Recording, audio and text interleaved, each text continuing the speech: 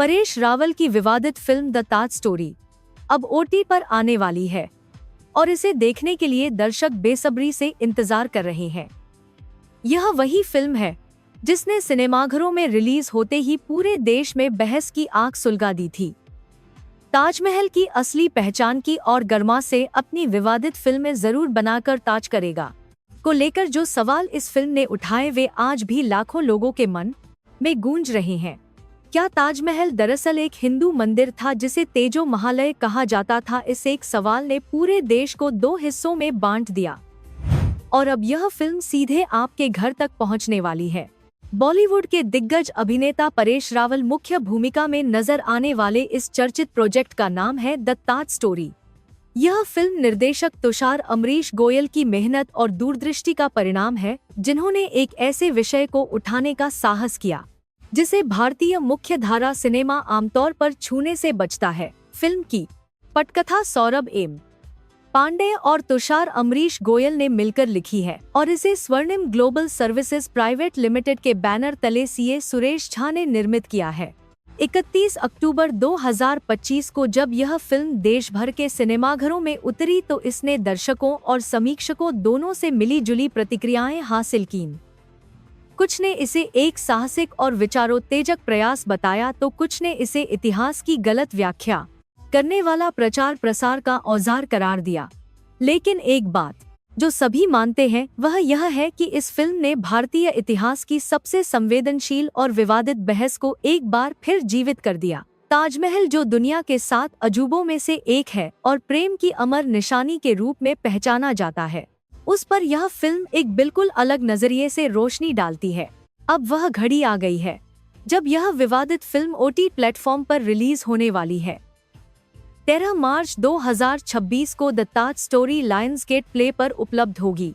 यानी जो दर्शक इसे सिनेमाघर में नहीं देख सके या जो एक बार फिर इस फिल्म को देखना चाहते हैं, उनके लिए यह एक सुनहरा मौका है।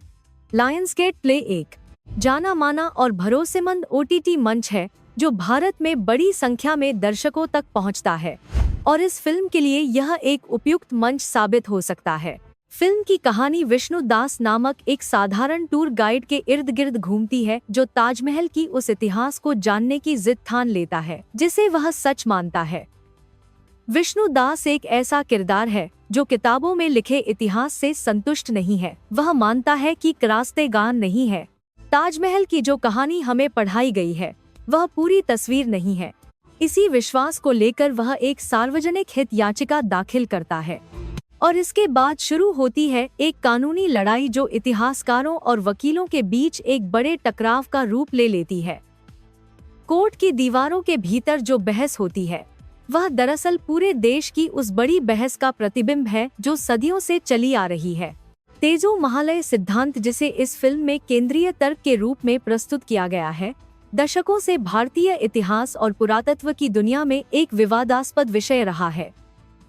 यह सिद्धांत दावा करता है कि जिसे आज हम ताजमहल के नाम से जानते हैं वह मूल रूप से भगवान शिव को समर्पित एक प्राचीन हिंदू मंदिर था जिसे तेजो महालय कहा जाता था। इस दावे को मुख्यधारा के इतिहासकार सिरे से खारिज करते हैं, जबकि कुछ लोग इसे गंभीरता से लेते हैं और इस पर और शोध की मांग करते हैं।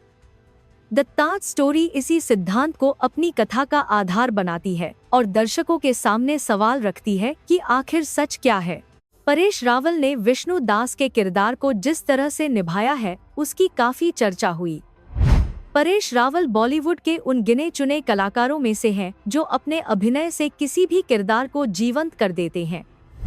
इस फिल्म में उनकी भूमिका एक आम आदमी की है जो सामत में इनपाक करके सामंत हो रहे सिस्टम से लड़ने का फैसला करता है।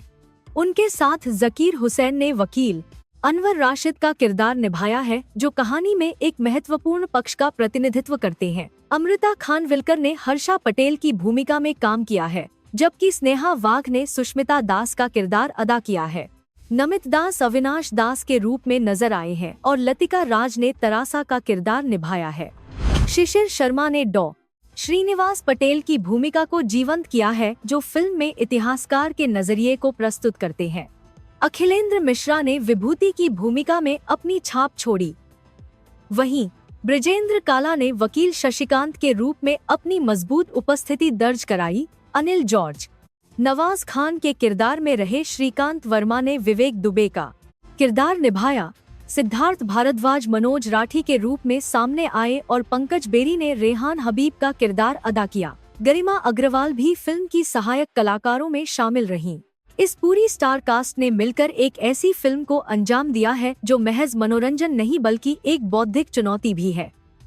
फिल्म में न्यायालय के दृश्य, तर्क वितर्क और ऐतिहासिक साक्ष्यों पर चर्चा इसे एक कोर्टरूम ड्रामा का रूप देती है। यह शैली भारतीय दर्शकों को हमेशा से आकर्षित करती रही है और द ताज स्टोरी ने इस शैली में एक नई परत जोड़ी है। वह है इतिहास का पुनर्परीक्षण। फिल्म के ओटी पर आने से पहले यह जानना जरूरी है कि इसे किस नजरिए से देखा जाए। यह एक ऐसी फिल्म है जो परंपरागत इतिहास की व्याख्या को चुनौती देती है। फिल्म में प्रस्तुत तर्क और सिद्धांत पूरी तरह से स्थापित ऐतिहासिक सत्य नहीं है, बल्कि ये वो सवाल है जिन पर बहस जारी है। दर्शकों को इसे एक विचारोत्तेजक कलाकृति के रूप में देखना चाहिए जो उन्हें सोचने, खोजने और अपनी राय बनाने के लिए प्रेरित करे। भारतीय सिनेमा में यह एक दुर्लभ प्रयास है जब किसी फिल्म ने इतिहास, कानून और राष्ट्रीय धरोहर तीनों को एक साथ किसी कहानी में पिरोने की हिम्मत की हो। निर्माता सीए सुरेश झा ने स्वर्णिम ग्लोबल सर्विसेज प्राइवेट लिमिटेड के माध्यम से इस फिल्म को बनाने में जो जोखिम उठाया वह अब ओटीटी रिलीज के साथ और भी व्यापक दर्शकों तक पहुंचेगा।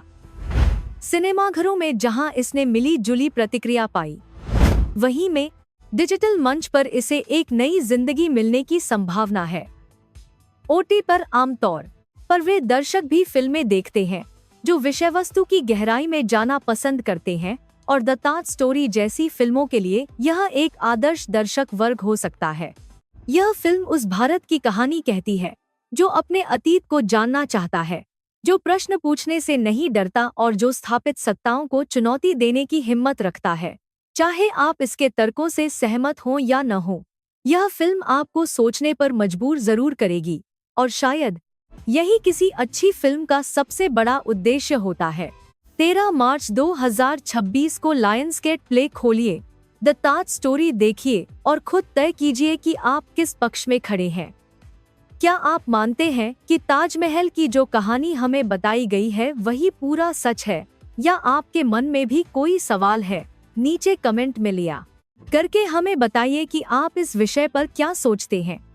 अगर आपको यह खबर उपयोगी लगी तो इस वीडियो को लाइक करें, हमारे चैनल को सब्सक्राइब करें ताकि इस तरह की महत्वपूर्ण और रोचक खबरें सबसे पहले आप तक पहुंचती रहें।